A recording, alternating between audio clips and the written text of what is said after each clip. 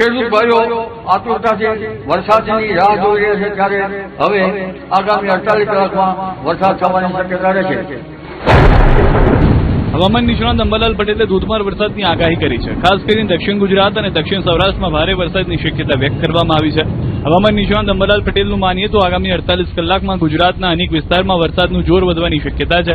તેમણે શક્યતા વ્યક્ત કરી છે કે દક્ષિણ સૌરાષ્ટ્રમાં મેઘરાજા ધમાકેદાર બેટિંગ કરી શકે છે. આ ઉપરાંત મધ્ય ગુજરાતમાં વડોદરાના કેટલાક વિસ્તારોમાં પણ સારો વરસાદ પડી શકે છે, જ્યારે અમદાવાદ અને ગાંધીનગરના હવામાનમાં પણ પલટો આવવાની સંભાવના છે. આ ઉત્તર ગુજરાતમાં ધોધમાર વરસાદ વરસી શકે છે. તેમની સાથે તેમણે કહ્યું કે દક્ષિણ ગુજરાતમાં ભારેથી ભારે વરસાદની શક્યતા છે. ભારે વરસાદને કારણે કેટલાક નીચાણવાળા વિસ્તારોમાં પાણી ભરાવા અને પૂર જેવી સ્થિતિ પણ સર્જાઈ શકે છે. સૌરાષ્ટ્રના દક્ષિણ સૌરાષ્ટ્રના ભાગો, સૌરાષ્ટ્રના અન્ય ભાગોમાં વરસાદ થવાની શક્યતા રહેશે. આ ઉપરાંત દક્ષિણ ગુજરાતના ભાગોમાં પણ વરસાદ થવાની શક્યતા રહેશે. આ ઉપરાંત પંચમહાલના ભાગોમાં અને વડોદરાના કેટલાક ભાગોમાં પણ હવામાનમાં પલટો આવે અને ક્યાંક વરસાદ થઈ શકે.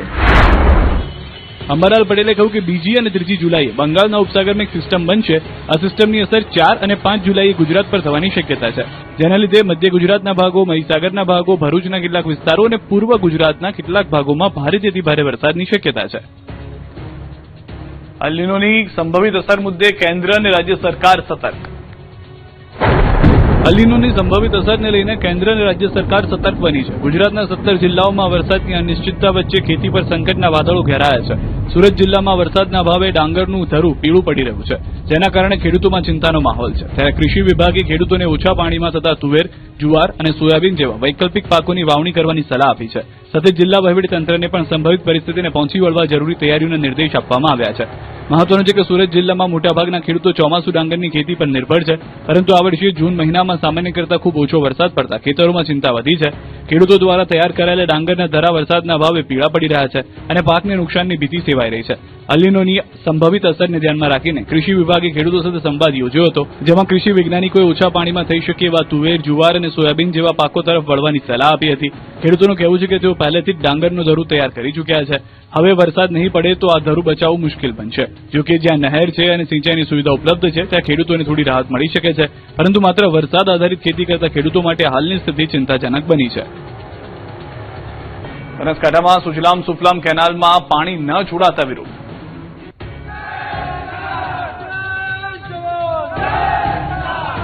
બનાસકાંઠામાં સુજલામ સુફલામ કેનાલમાં હજી સુધી પાણી નહીં છોડાતા ખેડૂતોમાં ભારે રોષ જોવા મળી રહ્યો છે.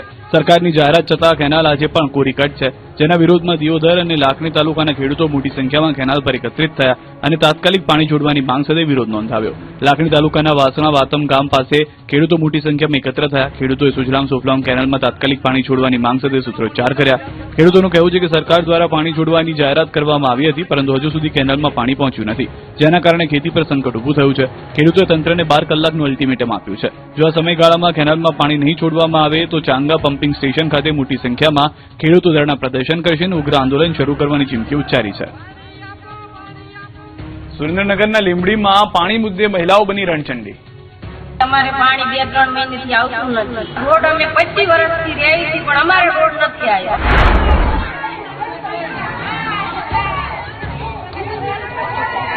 સુરેન્દ્રનગરના લીંબડીમાં પાણીની અછત મુદ્દે મહિલાઓએ પાલિકા કચેરીમાં હલ્લાબોલ કર્યો.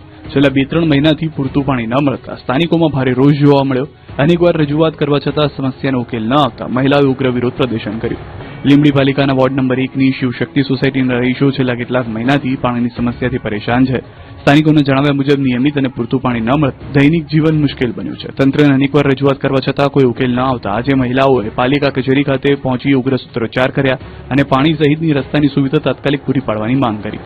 મહિલાઓએ ચીમકી આપી છે કે જો તંત્ર દ્વારા સમસ્યાનો ઉકેલ નહીં લાવવામાં આવે તો આગામી દિવસોમાં વધુ ઉગ્ર આંદોલન કરવામાં આવશે. જંગલેશ્વર ડિમોલિશન વિવાદ વધુ ઘેરાયો છે. મેયરે પત્રકાર પરિષદ કરી પણ આપ્યા ગોળ જવાબ. રાજકોટ જંગલેશ્વર ડિમોલેશનમાં ખર્ચનો વિવાદ હવે ચરમસીમાએ પહોંચ્યો છે. આ અંગે રાજકોટના મેયર નેહલ શુક્લે પત્રકાર પરિષદ યોજી અને દાવો કર્યો છે કે જો કોઈ વધારાના રૂપિયા ચૂકવાયા હશે તો તે પરત લેવાશે. જો કે આ સિવાય અન્ય વાત પર મેયરે મગનું નામ મરી નથી પાડ્યું. ભ્રષ્ટાચાર થયો છે કે નહીં, પાણી અને વિડીયોગ્રાફીના વધુ રૂપિયા ચૂકવાયા છે કે નહીં, તે અંગે મેયરે ગોળ જવાબ આપ્યા હતા. તેમણે કહ્યું કે કમિશનરને સક્ષમ અધિકારીઓની ટીમ બનાવી તપાસ માટે સૂચના આપી દેવાઈ છે. તપાસ રિપોર્ટના આધારે આગળની કાર્યવાહી થશે. જો કે સવાલ એ છે ભ્રષ્ટાચાર ભૂતકાળમાં જો કમિશનરે જ કટકી કરી હોય તો તટસ્થ તપાસ કેમ થશે? બીજી તરફ રાજકોટના જંગલેશ્વર ડિમોલેશન ખર્ચ વિવાદ મામલે મ્યુનિસિપલ કમિશનર તુષાર સુમેરાએ નિવેદન આપ્યું. કહ્યું કે આ શહેરના સૌથી મોટા ડિમોલેશન પૈકીનું એક હતું. ખર્ચ અંગે ઉઠેલા તમામ આશંકાઓની નિષ્પક્ષ તપાસ કરવા મનપા તૈયાર છે. મેયરની સૂચના બાદ તમામ સમિતિની રચના કરવામાં આવશે અને દરેક વિભાગના બિલની ઝીણવટભરી ચકાસણી થશે. જંગલેશ્વર ડિમોલિશન વિડીયોગ્રાફીની ચૂકવણીના મળ્યા પુરાવા, કોન્ટ્રાક્ટરનું જુઠ્ઠાણું ખુલ્લું પડ્યું.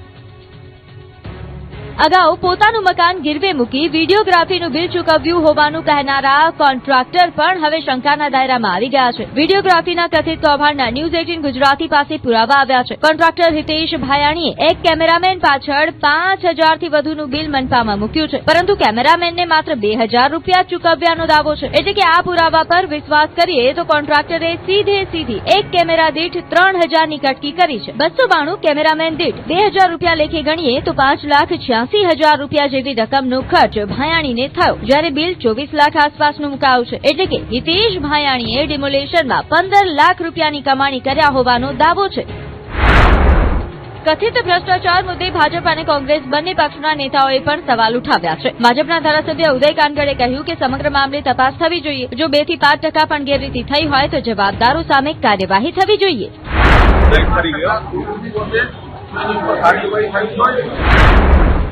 તો પૂર્વ વિપક્ષ નેતા વસરામ સાગઠિયાએ મહાનગરપાલિકાના અધિકારીઓ પર નિશાન સાધ્યું હતું. વસરામ સાગઠિયાએ આરોપ લગાવ્યો કે છેલ્લા 5 વર્ષથી મનપામાં ભ્રષ્ટાચારનું ભૂત ધૂણી રહ્યું છે. નર્મદાના સતત બીજા દિવસે ડિમોલિશનના દ્રશ્યો, અધિકારીના બંગલા તોડી પડાયા.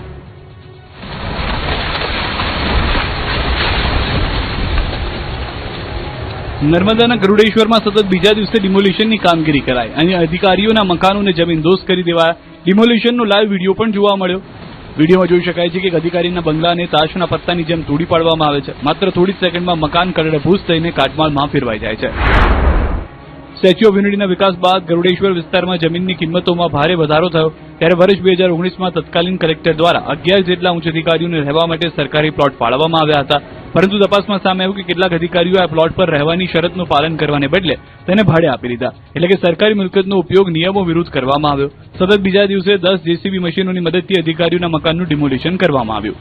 ડિમોલિશન કાર્યવાહીને લઈને સાંસદ મનસુખ વસાવાએ પ્રતિક્રિયા આપી છે. તેમણે કહ્યું કે અધિકારીઓએ વર્ષો સુધી સરકારમાં ફરજ બજાવી હતી અને જો તેમના મકાનો નિયમ વિરુદ્ધ બાંધવામાં આવ્યા હોય તો કાર્યવાહી થવી જોઈએ. જોકે તેમણે એમ પણ કહ્યું કે અધિકારીઓના મકાન તોડાવવા તે સામે બનતી 5 સ્ટાર હોટલનું પણ કામ અટકાવવું જોઈએ. તેમણે પ્રશ્ન ઉઠાવ્યો કે વિસ્તારમાં બની રહેલી 5 સ્ટાર હોટલ માટે અંદાજે ₹60 કરોડના ખર્ચે કરવામાં આવેલા માટી પુરાણની પણ તપાસ થવી જોઈએ.